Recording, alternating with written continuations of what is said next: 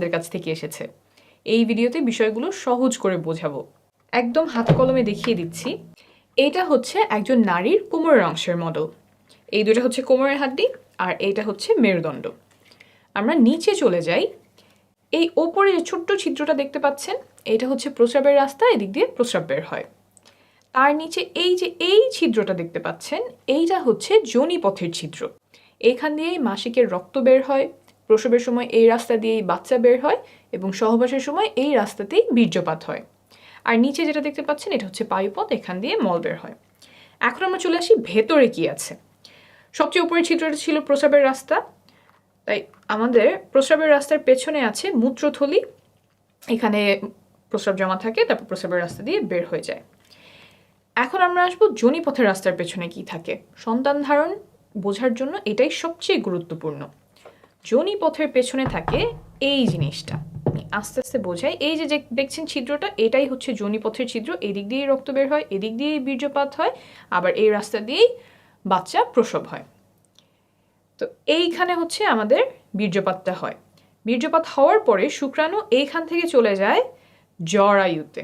জরায়ুটা হচ্ছে এই জিনিসটা, এই যে এইটা হচ্ছে আমাদের জরায়ু। ভেতর থেকে কীরকম দেখা যায়, ভেতর থেকে এরকম দেখা যায়। আমি আরেকটা ভালো মডেলে এই যোনিপথ এবং জরায়ুটা দেখাচ্ছি। এই যে এটা একই, এই জায়গাটা, এইটা হচ্ছে আমাদের যোনিপথের ছিদ্র, এই দিক দিয়ে মাসিকের রক্ত বের হবে। ভেতর থেকে যদি আসি,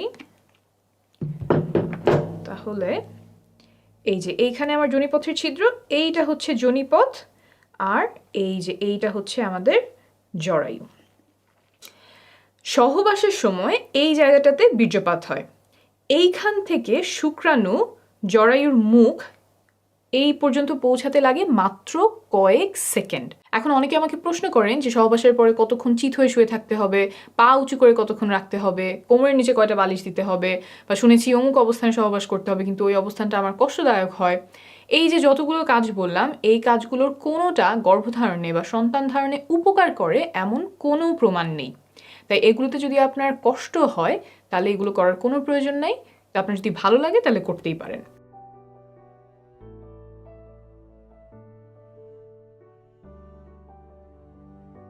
তবে একটা কাজ আছে যেটা করলে গর্ভধারণে বা সন্তান ধারণে অনেক উপকার হয়, এটা প্রমাণিত।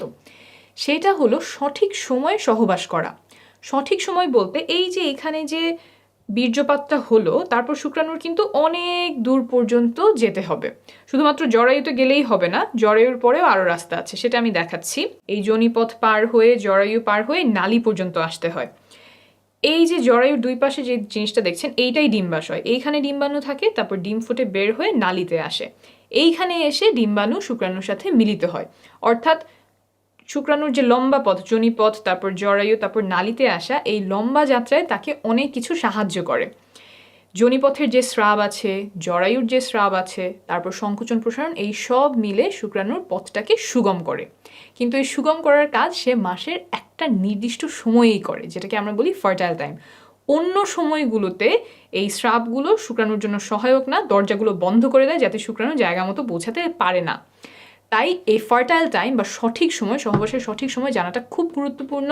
কিছু লক্ষণ আছে যা দেখে এই সময়টা খুব ভালোভাবে চিনতে পারা যায়। এটা নিয়ে আমি আলাদা একটা ভিডিও করেছি, আপনারা চাইলে দেখে নিতে পারেন। এখন আসি এমন একটা বিষয়ে যাতে সন্তান ধারণের ক্ষমতা কমে যাওয়ার সম্ভাবনা আছে। সহবাসের সময় অনেকে পিচ্ছিল করার জন্য মুখের থুতু ব্যবহার করেন, আবার কেউ কেউ লুব্রিকেন্ট ব্যবহার করেন। ল্যাবে পরীক্ষা করে পাওয়া গেছে যে থুতু এবং কয়েক ধরনের লুব্রিকেন্ট শুক্রাণুর চলাচল ক্ষমতা কমিয়ে দেয়। তাই সাবধানতা বশত এসব পরিহার করার পরামর্শ দিচ্ছে American society for reproductive medicine.